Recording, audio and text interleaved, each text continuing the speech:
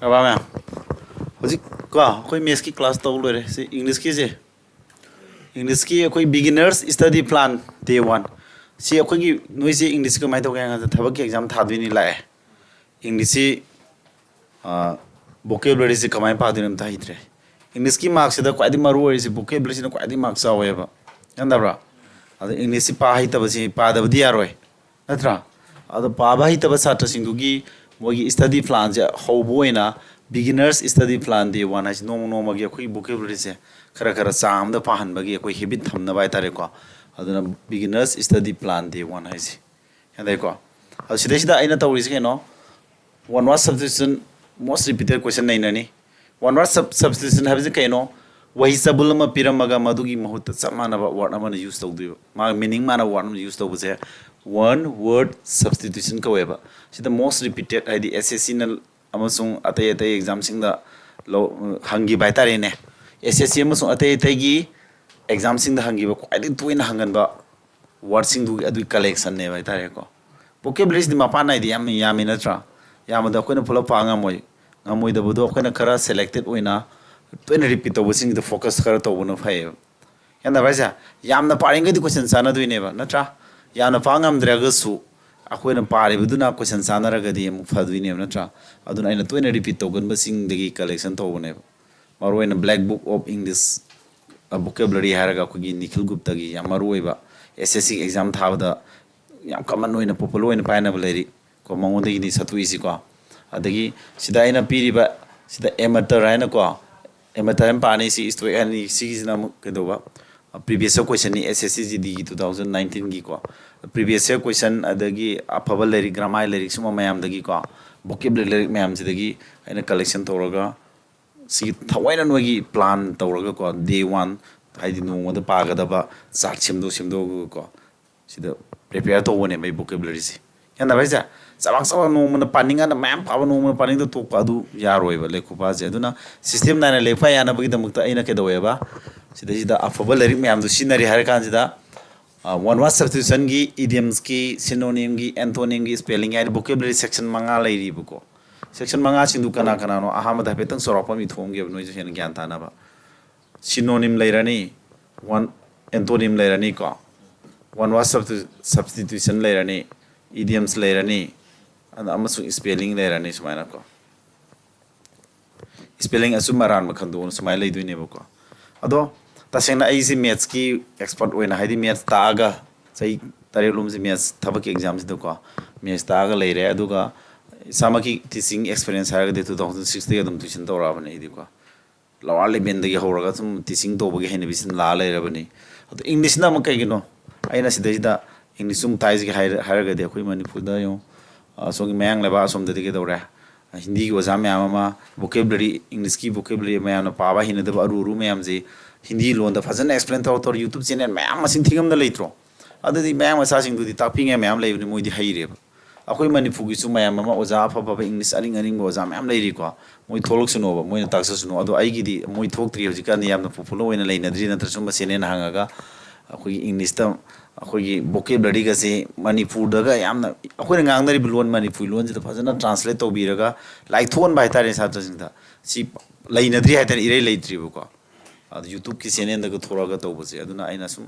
ai satra jing di aina me structure ga su english aina sum kare khoi su pajana parak pani na ko ai khangjaba leben do yam thin expert oi dra ga su competitive exam da ai jo dum kar khangjai dana adu khangjaba mayam da noi da support torong ga habe ne ya da baisa aina si plan to risi ya dai ko khoi thau phau loi na tra adu ne ba aduna vocabulary da synonym antonym one word substitution idioms spelling lere si manga si natabada akoi heng passage piraga ahang melu fill in the blank haina question mayam lere kani adu da su vocabulary ma thodum tai adu vocabulary se si manga si kang natan ate ate su maru oi re kana braisa aduna aina haningi se adu vocabulary uses yam daka oi aduna vocabulary se sigi class de adum hogduine kana braisa day 1 day 2 no mo chum tor kaduni asi ahan mani na ina explanation khara tawre ai kamaina tawuno ai na vocabulary talais kamai thoino kari interest tawre no ai grammar si dum tawre ke boko mani putus ma'am thoro khini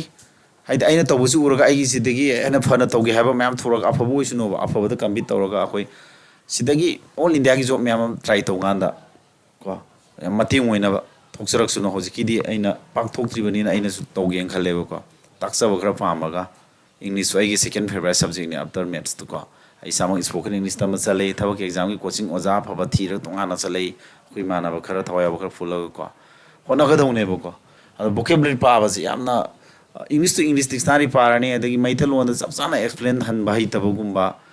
ꯁꯤ ꯌꯥꯎꯗ꯭ꯔꯒꯗꯤ ꯑꯃꯨꯛ ꯌꯥꯔꯣꯏꯕ ꯑꯩꯈꯣꯏꯅ English two ꯏꯪꯂꯤꯁꯇ ꯄꯥꯕꯗꯨꯅꯗꯤ ꯌꯥꯔꯣꯏ ꯑꯩꯈꯣꯏꯅ ꯉꯥꯡꯅꯔꯤꯕ ꯂꯣꯟ ꯑꯩꯈꯣꯏꯒꯤ mother ꯇꯪꯁꯤꯗꯩꯁꯤꯗ ꯑꯩꯈꯣꯏꯅ ꯈꯪꯕ ꯑꯃ ꯂꯔꯟ ꯇꯧꯕ ꯑꯃ ꯗꯔꯀꯥꯔ ꯑꯣꯏꯗ꯭ꯔꯣ ꯑꯗꯨ ꯇꯧꯅꯅꯕ ꯑꯩꯅ ꯑꯦꯛꯁꯄ꯭ꯂꯦꯟ ꯇꯧꯔꯝꯗꯣꯏꯅꯦꯕꯀꯣ ꯅꯁꯥꯅ ꯁꯦꯜꯐ ꯁ꯭ꯇꯗꯤ ꯇꯧꯔꯒ ꯌꯥꯕ ꯄꯣꯠꯅꯤ ꯀꯅꯥꯒꯨꯝꯕ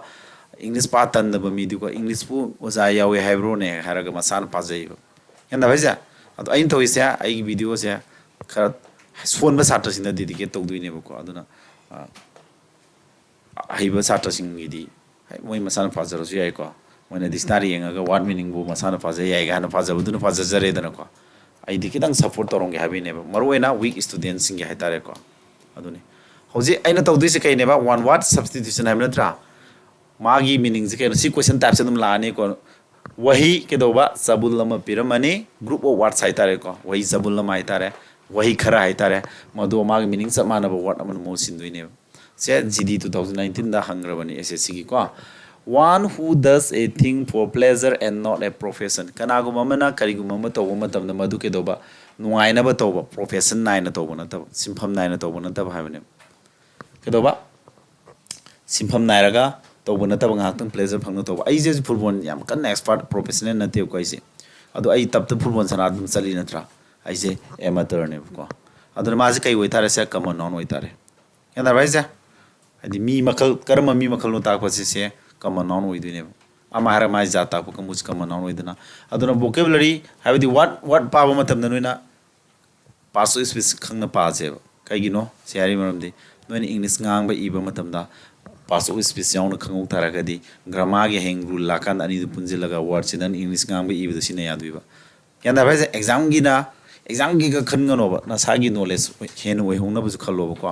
से एमाटर है पानी से के दोबा मागी करिबा मीनिंग से के हेबा कनागुमा मा करिगुमा मा तौमा तब मदु नुंगाइनाबा अमसु के दोबा प्लेजर फंगनाबा तौबा सिंफम नाइ तौबा नतबा हाबने सी यारे को मीनिंग जा अदुगा मागा समानबा से कईदम हंग्रे है मतमदा सीजल थियातु इकुई कुइद्रिंगेदा म हंग्रे सी खितम ओथो हंगे सिनोनिम दसु हंबे आइको एमेटर हाइबसे मागी मीनिंग माना बियु नत्रग मा एंटोनिम हंगो कई हाने मादी यामना प्रोफेशनल ओइबा मी ओइरोइदु नत्रो एक्सपर्ट ओइरोइदुनेबा मागी ऑपोजिट मीनिंग यु हारकदुने एंटोनिम हाइसे करी हाइतारे दते प्रोफेशनल हारकता नत्रो मा प्रोफेशनल हाइगना मागी ऑपोजिट ओइबा यार सुमाइना ओंथो ओंजिन तौरगा म हंगबसु याइ सिम खंगजेबा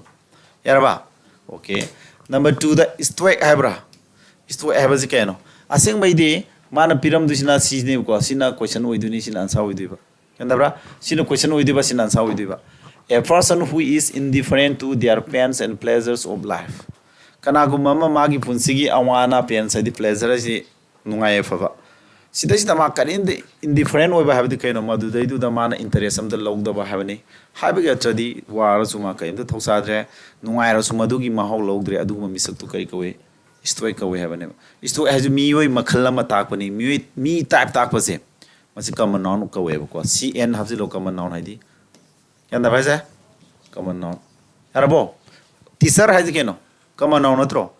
आइजु टीचर ने अतोपो कोचिंग सेंटर द याबो जादुसु ओजानी टीचर हरगा मागी जात तापो कमुज कॉमन नाउन कोइदा दुमाय तौरगा स्टोइक हाइजि मी म्याम लरमगनि आई पुंसी अवाना थीदनको नुंगाइबना कइनो अवाबना कइनो जे खंदना आइना लाइनिंग लाइसोन लुप्तन लाइरुरदि आइजु स्टोइक कौदिनी कौतम बुदुइगुम जे स्टोइक नत्रो नुपी अंगांग मागी संसागी नुंगाइबा निंगथौ ओइरगा नुंगाइना लेरमबदु थादोगा माजे केदोरे अतोपा संसार अमगी वखंदा सखरी नत्रो मंगोंदा ध्यान तौदना माना लेइदो अवाना मैम थिंगनरमोइद्रो बैड वेदर मैम थिंगनरमगनि नत्रा नुंगाइबा कइनो अवाब कइनो सिमो क्या लोक्त्रबा मीने सुमसि क्यानदाइको स्टोइक कवे हाबने माजे पास ऑफ स्पीच है नाउनी अदुरा नाउन कॉमन नाउन हाइबदु ओइदुनि को खंजिलो नाउन ओरगदि मोजे सब्जेक्ट ओइन यूज तौ या है ग्रामर की रूल अम पासलकदुनि अदुना सि अदु यौन खंगौरो अर्थसु खंगे को यारबा स्टोइक कइनो एमेटर कइनो खंगे याम तुइनसु रिपीट तौबनि सि हाना हंग्रे हाइदुना समु हाना हंगो हाइबा लेते हंगकने याइको नेक्स्ट हजकी वन ऑफ सब्स्टिट्यूशन वाली को आइना तौरिसे नोमदा previous ani ma hapsilaga toina hangan ba hana jo hangraba ngak to uiduni ko punjilaga puna taret previous ani duga expected nomagi manga ga pass puna taret ni ko nomagi si sang pa je one word substitution da noma sama pa thoga atai padan lai thuka na roiba nomi manga sum pasilak pa hojiki ani previous ani duga tare sore ko sumai tare pasila dia dia 31 maune na si metrin prepare to receive loraga to pa toina handak lete sahi amani da hangiba vocabulary synonyms gi sawa satu amaga am talakhini koi mathang naina yani bi ai ngami kai mating torokani akoi mother tongue ji da lai taklokani base noina aina si video record lorami na ke dore noina hore ai video ji yenga ga noi adum paru drasu yengba da learn to yadro sine ba hindi oja mayam to biri si hindi lon tai akoi na yeng kana nungai bra du dia hindi lon du da explain thorone akoi gyan ta de adu de akoi manipur da so manipuri speaking ko sida so akoi na oja mayam thoraga tawjarak suno ha ba ko yanda yadana akoi di english ki oja expert sunate engoni henba so mayam thorok yari na ta thorok suno ba yanda ba se ai gi so ai base level da tawjage ba infallible habdi adjective that never fails asoiba suklai leita ba bane sino question oiduni ko asoiba suklai leita ba kari kawe infallible oiba asoiba leita ba habane asoiba ji yaudra without fail without mistake habane ko adu kari koiba infallible oiba adjective oina use tawdui natro ha mathang da miso gaini tukuzaba head oiba do gaini di nupi adu la ke dora nupi tukuzaba je miso gainis ka oiba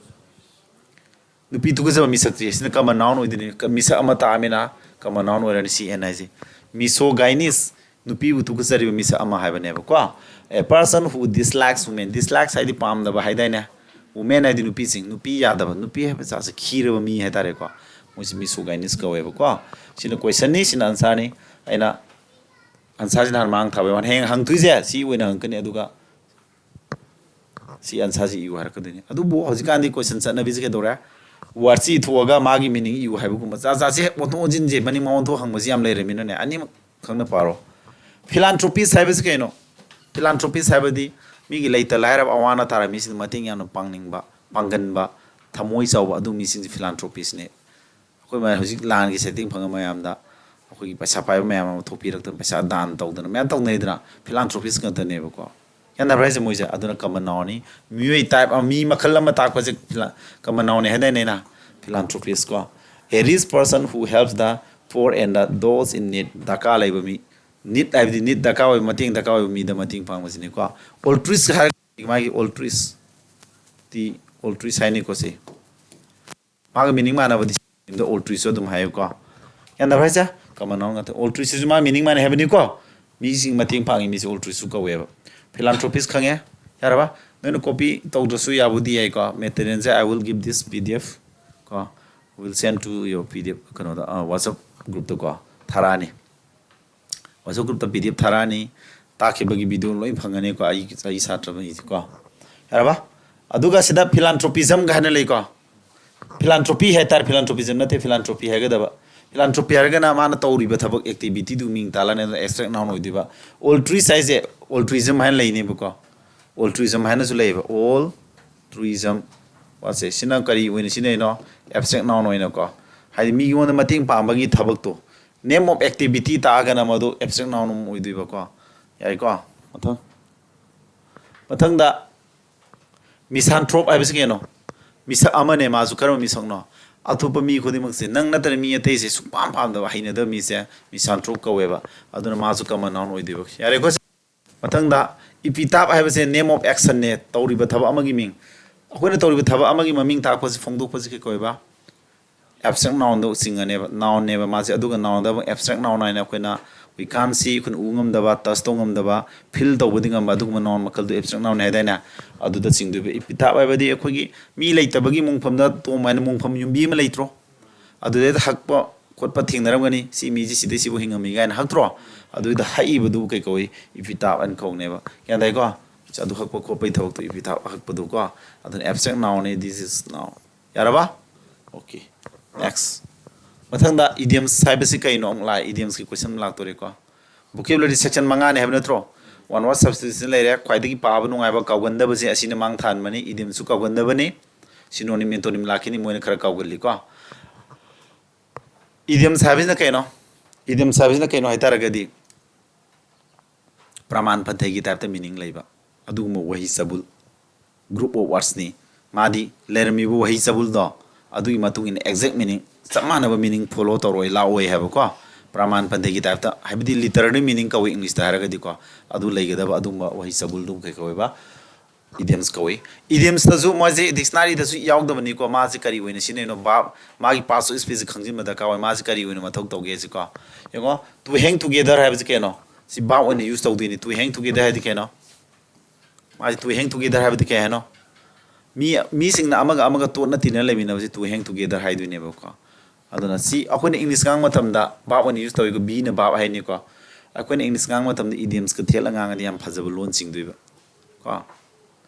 I hang together with my friends. I hang together with my relatives in our colony. Akoi jaga du akoi family sing yamna to na tinna nungai nuksina le hai ne ko. Matanda call it a day have the kariguma nang na tawri ba thaba ma. Taw ba thaba ma nang na madu tok thuo ge na nang na phirep lo bu do. Na tagi yan na sane ya jabu do ke ko ba. Call it a day ka we ba ko. Yan da baisa kariguma tok thok bu do ne ba ko. Yar ba sumaina atra se akoi na mai te lon ji da phajana sing na khango ba. Yan da baisa call it a day has mathangda a red letter day ni yamna nangwon special oiba numit ama nangi karigumba akakna ba yamna special oi important oiba day ma madu a red letter day ka oiba ko ado nangna ise nung ansa amana oiba yai sinatra sin oiba yai ne ba an important day yam maru oiba numit ama natraga na very special day today is a red letter day asisen yamna maroiba numit amane haidu ne ba ko yamna maroiba numit ama oi tarage dok tare important day wadi naw no sina tare ko maroiba yam leidna adu manung da ama adu tadi kaman naw ni tab use tok tare sina tra ko by fits and starts kari gumam to matam da sina adverb on use toriba verb na thabak to bai mong matok ta sina adverb tare ko by fits and starts sabe de keno kari gumam nang na thabam to matam da madu ke do ba yamna chang naidana unsteadily to bodo unsteady oblique piri ni ko ani manung da amana traman sawi hai ne ba irregularly to ba chang nai dana unsteady su chang nai da ba ni samai to ba se ke ko ba by fits and starts si happen na sentence ama sembi hai if you attend my class fits and starts you will never succeed ko nang na ai class ya if you attend my class by fits and starts habadi nang ai class e attend tok tara gadi by fits and starts habatradi chang nai dana you will never succeed nang mai pa wai ne yan dai ko sa adon si adom akun english ga ma hapsin bi ai dana he ko mathang da face the music habasi verb when use tore na phattaba thabu ama tawrodi madugi price it phangjaba madugi phattaba tungda tarak pa phol do khoina phangmam thu idana madu phangjaba do natraga khonthi saba gum do khoina thengna ba phang bai tare ne dandi gum phang ba ja face the music ko yan da ba ja get reprimanded adi khonthi saba be punished adi dandi phangba natraga to bear the consequences abadi tungda torpa phattaba phol mayam jo thengna bai tare oblique piri se ama natra ama lo ansa hom thoni re ko sima hom ansa oi be possible hang leram do hang mon pirok ti wa se exact word piro ansa kitang wai wata kar thaina badi ai ko meaning du nang phaga da aduna aina atra khangna pa se ai aduna bu aina mother tongue ji da khangna na explain tori se duine yan dar ko face the music habis ke no aikona phattaba thabam torodi madu khonthi saba natre haga dandi phangba natre haga na tungda tholokpu phattaba phol sin do khoina thengna price phangba gai do natra mathang the next idioms ki ani walo is to smell a rat habadi ke no to smell a rat is verb when use the verb id thabak to phongdu pam natro adu imong du use tori sagi aina kare hai idioms habadi madu the yauri watching du matu in meaning hande dana to smell a rat adi usi me manam nam ba hadu natro fazana han geraga di nate badu suspect a trick or deceit nangona mina khadak to bire namthak to bire habagi nangona kitang doubt leiba forok as aingona mana wari wata mem sajile has aingona namthak am to dore sinu pasi nangona kitang singna bu foraba adudi you smell a rat haine ko yanda baija mathan a wild goose yes habdi kaino wild goose yes habdi kaino adjective when use tore kana da ba mahi yaloi da thaba ama habane a wild goose yes haragadi e yawbani na kanoi asi naw noi ta naw noi na a wild goose yes as kana da ba ke doba are ma thaba ama a wild goose yes kana baija adi unprofitable adventure haidi ꯇꯣꯡꯖꯕ ꯂꯩꯔꯣꯏꯗꯕ adventure ꯍꯥꯏꯕꯗꯤ ꯑꯅꯧꯕ experience ꯐꯪꯕ ꯀꯔꯤꯒꯨꯝꯕ activity ꯑꯃꯀꯣ ꯐꯤꯇꯥꯏꯜ such ꯑꯔꯦꯝꯕꯗ ꯊꯤꯔꯨꯕꯗꯣ ꯁꯤ ꯑꯅꯤꯁꯤ ꯃꯅꯨꯡꯗ ꯑꯃ ꯌꯥꯏ ꯍꯥꯏꯕꯅꯤꯀꯣ ꯒ꯭ꯌꯥꯟ ꯇꯥꯕ꯭ꯔꯥ ꯍꯥꯏꯁꯦ ꯀꯥꯟꯅꯔꯣꯏꯗꯕ ꯀꯔꯤꯒꯨꯝꯕ ꯑꯃ ꯍꯥꯏꯕꯅꯦꯕ ꯑꯗꯨꯅ ꯅꯥꯎꯅꯤꯡ ꯃꯑꯣꯡꯗ ꯌꯨꯁ ꯇꯧꯔꯦꯀꯣ ꯒ꯭ꯌꯥꯟ ꯇꯥꯕ꯭ꯔꯥ ꯍꯥꯏꯁꯦ ꯑꯦꯛꯖꯥꯝꯄꯜ ꯍꯥꯞꯄ ꯌꯥꯏꯀꯣ ꯒ꯭ꯌꯥꯟ ꯇꯥꯕ꯭ꯔꯥ ꯍꯥꯏꯁꯦ A wild goose chase ꯍꯥꯏꯕꯗꯤ ꯀꯥꯟꯅꯔꯣꯏꯗꯕꯗ ꯑꯔꯦꯝꯕꯗ ꯇꯧꯕ ꯍꯥꯏꯕꯅꯦꯕ ꯒ꯭ꯌꯥꯟ ꯇꯥꯕ꯭ꯔꯥ ꯍꯥꯏꯁꯦ ꯃꯊꯪ synonym the most repeated ꯈ꯭ꯋꯥꯏꯗꯒꯤ synonym ꯍꯥꯏꯕꯅ meaning ꯃꯥꯟꯅꯕ ꯏꯌꯨ ꯍꯥꯏꯕꯗꯣ ꯈ꯭ꯋꯥꯏꯗꯒꯤ repeated ꯇꯧꯕꯁꯤꯡ ꯈꯜꯂꯒ ꯑꯃꯨꯛ ꯅꯩꯅꯔꯁꯤ ꯁꯤꯅ ꯍꯥꯟꯅ previous SSCD ꯒꯤ previous ꯉꯥꯛꯇꯅꯤꯀꯣ ꯁꯤꯗꯩꯁꯦ affinity ꯑꯅ ꯍꯟꯕꯅꯦ ꯃꯥꯒꯤ pronunciation ꯁꯦ affinity ꯑꯅ ꯄꯥꯎꯕꯀꯣ ꯈꯣꯟꯊꯣꯛ ꯍꯥꯏꯇꯥꯔꯦꯀꯣ affinity ꯀꯩ ꯍꯥꯏꯇꯥꯔꯦ ꯃꯥꯒꯤꯁꯦ noun-ꯅꯤꯀꯣ ꯅꯪꯅ ꯀꯅꯥꯒꯨꯝꯕ ꯑꯃ ꯅꯠꯇ꯭ꯔꯒ ꯀꯔꯤꯒꯨꯝꯕ ꯑꯃ fully understand ꯇꯧꯕꯒ ꯂꯣꯏꯅꯅ ꯃꯉꯣꯟꯗ interact ꯍꯥꯏꯗꯤ ꯄꯥꯝꯕ ꯑꯄꯥꯝꯕꯒ ꯄꯣꯛꯂꯛꯄꯁꯦ ꯃꯁꯤ affinity ꯍꯥꯏꯅꯦꯕꯀꯣ ꯀꯔꯤꯒꯨꯝꯕ ꯖꯒꯥ ꯑꯃ ꯁꯤꯅꯔꯤ ꯁ꯭ꯋꯤꯖꯔꯂꯦꯟꯒꯤ ꯁꯤꯅꯔꯤꯁꯤ ꯅꯪ ꯐꯖꯩ ꯅꯠꯇ꯭ꯔꯥ ꯅꯪ ꯀꯣꯏꯔꯨꯔꯦ ꯃꯨꯟꯅ ꯈꯪꯉꯦ ꯑꯁ ꯐꯖꯕꯗꯨ ꯉꯥꯎꯔꯦ ꯅꯪꯁꯤꯀꯣ ꯑꯗꯨ ꯃꯉꯣꯟꯗꯒ ꯃꯗꯨ ꯁꯤꯅꯔꯤꯗ ꯅꯪꯅ ꯄꯥꯝꯃꯒ ꯄꯣꯛꯄꯁꯦ ꯃꯗꯨ affinity ꯀꯧꯏ you have a great affinity with the scenery of the Switzerland ꯍꯥꯏꯗꯣꯏꯅꯦ ꯌꯥꯔꯦꯀꯣ ꯁꯦ ꯑꯗꯨꯃꯥꯏꯅ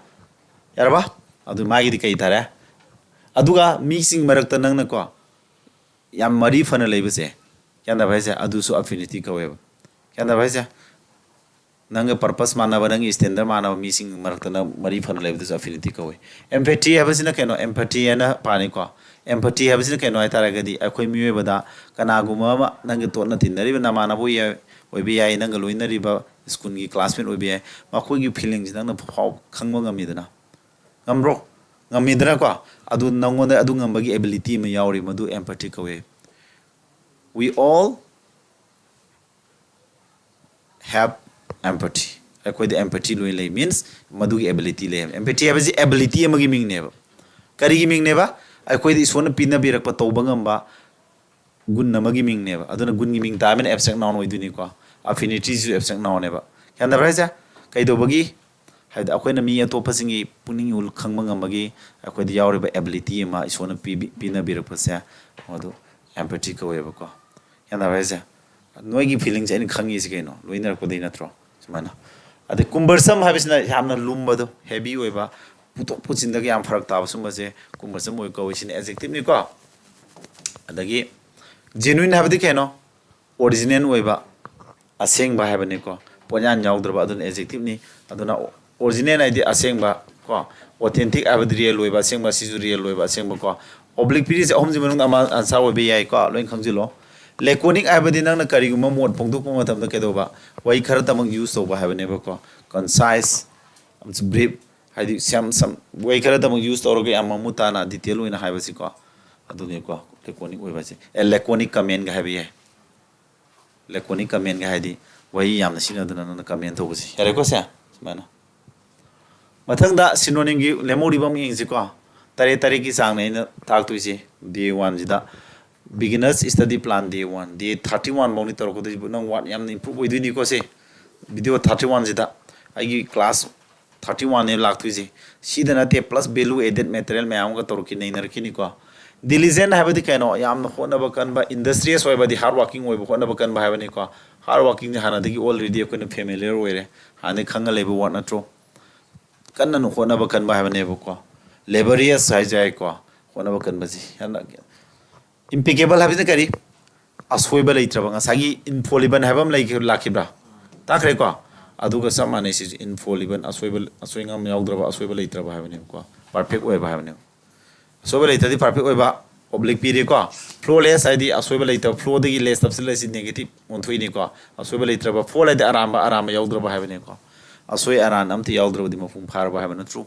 infallible-ꯗꯨꯒ ꯑꯃꯨꯛ synonym infallible-ꯁꯨ ꯃꯥꯒꯤ synonym ꯑꯣꯏꯁꯤꯟꯕ ꯌꯥꯏꯑꯕꯀꯣ ꯉꯁꯥꯏ insolent ꯍꯥꯏꯕꯁꯤꯅ ꯃꯤꯉꯣꯟꯗ ꯌꯥꯝ ꯊꯤꯅ respect ꯇꯧꯕꯗꯣ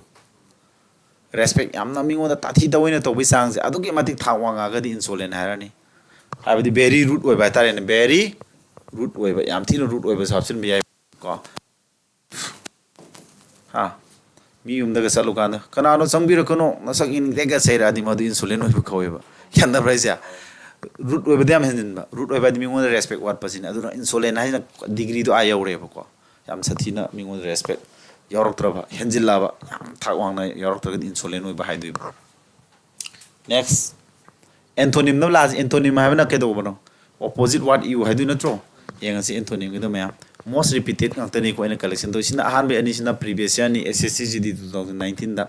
aina sigi study material ja ai nu sirba satra maya mama makoi vocabulary paba hi tabasing se paba mating pangna na bagi damang to ko aina no gi basis daily basis da paba ya ba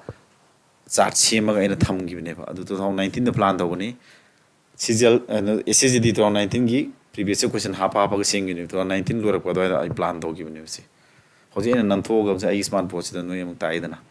ko season kana gi na dum repeat am to le bini ko aya to pa material am sigi de 31 sana lora ga hapa ka dini kan min ha bi ke no bab ni ko formal meeting ma to bagi mi je loina punsin ma ji ke do ba kan min to ba ko ba ko khat pa punsin ma ji ko ko kala ma hom pun ma ji kan min to ba ko this per sai na mi sing tongan tongan na ma soi chana gi ba ko ai kai me ke chana gi na this first sai thoki ba ga ha ba do ko the concur ha ba sina bab ni ma paso is khang do dia di ko agree ha ba do akoina agree ha ba khangi ko mi na kai gu ma har phudi ya ba ji agree ha ba adu mai opposite ke tara disagree ya da ba hare ni ko hostile ha ba sina sai ke do ba to na tin na nungai ta ba yam friendly oi ba nungai ta ba mare marang yam thang mi yam yena gan ba adu mi sak si hostile oi ba ka oi ba gyan da bra adu adjective ni ma ji ko mai opposite ka ya ne friendly oi ba to na tin na nungai ba sympathetic me nung si chaw ba gentle life di puksin chaw ba hai du na tro oblique pi ra ga hom ka na re ko hom si manung da man an chaw ba yai hostile na ta sympathetic si oi ni iram mo adu ma gi antonym mi wa ra di hostile ya dai ko sumaina amana ma gi on thong jin to ra hang na ba yai question ji ko pa ma tham da adu khang na pa ga da ba hai previous year ga ma'am ko direct u to nei nar ki ni ba just sidi ahan ba gi class 1 beginning ne bu ko adu bi video se kya tara mini kya su sing ra 26 30 minute ko ma sang ni ko aina so sa explain bi di about this video ji matang da ikhra high le ri kan du da matam gar sat khre ko sang da 30 minutes ni ya du ni day 1 da study plan day 1 da ko yam kan yam koi thu taw bi kai do ni boring su na mi na tra yam ko sida antonym gi lemori bu baron ha na pa ni ko se akoi gi kari ba iko kok pa adjective ma pham gum ba place kum se akoi ikang kang da iko kok tan lepak le haw ga sin da ba se baron oi ba ko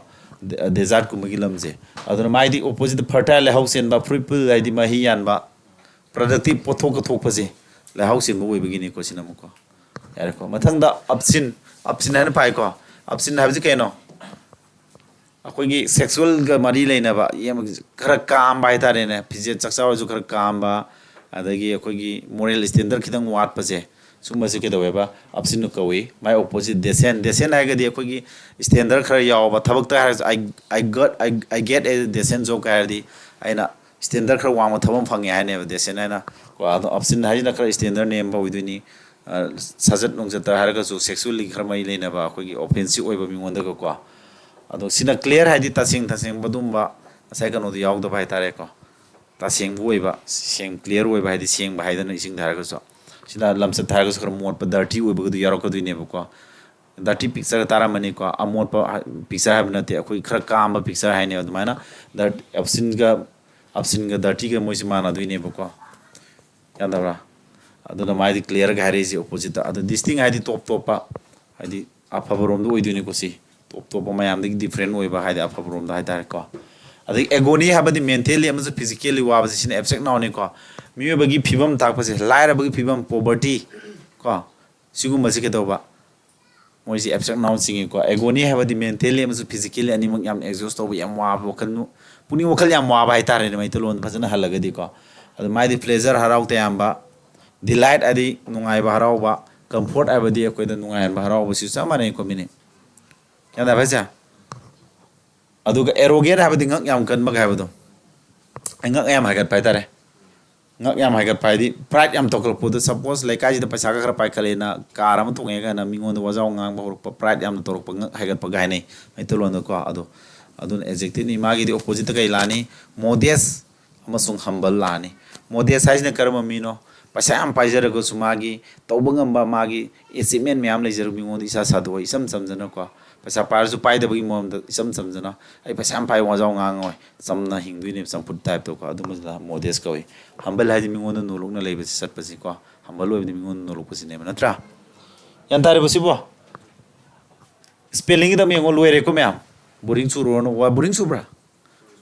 ko gyan ta dil lore adu video dom yung yum do ko sum earpiece thilla taraga yung abo ko sum haidi atha khang do wasin mane ba akhoi ju english kai no haida aiju Manipur medium satra ne ba ta singna government school da tame ba english sum pam jar haino honori ni ko akhoi ju dictionary yang pari ni si no ja dum yung aina ta is meaning ja dum Oxford advanced learners dictionary dum use tong do ni mobile da dum sinari bu ko adu yenga ga adu dagi meaning ne na kan halli ji phajana yanda ba haiba mim lai ponte english ko ja mai re je samane hairam da badi moi paro hona haigi ngata ni samane akhoi ju haibi aina adu ne aju tawri ai maths ke expert ni english adum haina hona ri sine ba ko adu noi myam ama lamjing lam ta ga noi myam ju hayen gi hona ri sine ba yanda bra noi ju lu ya ha ba ya da blai thi ko tallaga kaim hona da nadi mathanda de haibi aroi ko yanda bra ja pambi u palgum lebar tu lingjil lama nong alai sing nong suru mathan chokhalam be wan noi lekti coaching phangse salaga dum mathan haijaram ne hadi haro bisiti pambi gum bu pal gum na te ko sina mai janje mai question di jal smai to question style je correctly spell word khandu hai duni badi gi supplementary hadi naw ne ko ahen ba hapsin badu mapung phana na bagi damukta athasu khangjilam ko ahen ba mapung phana ba hapsin li budu supplementary ko iga adiyo kari de soli no I am isil le sida sub iung wala le sida supplementary easy iu gedo di iung sila sumana lala lisi khangi dana adi amang sida asumam khadu sigi sukko asum baji kya thara option number b gi budget abadi naw ne ko kana gumba imung amagi obe ay natra ka kari gumba sarkar gi obe ay organization amagi obe ay makoi leizari ba sel thuma do akakna ba matam da kamaina sading toba habana singbagi plan je ke ko ba budget ko we yare ko sine sigi manga jana no spelling di kamai tone athraji ai sum taksa bai wane aseng mai di madi spelling isana done sum aklem ga na sum isana do ba yumda sum hanjani isana ko anda sime to gunu question ani laktu ji english line mak lo ya bane ko aklem ha ba di athadi halamage ba aklem ha ba athadi mimang da miyam khangna lakthok paji khangan ma lakthok aklem to ko sina accommodate abda mi gi lefam sapam pi basi si jam to hangan mani most repeated haris uro baina to in hangan maini ko si asigi noina like ngam da black book ana ise pai le si english le tara kun surum ngani ai english am ngau bai sang se le kun ma thak ta kun maya ni ko the best book of the in the market ko ai adum pai ra thami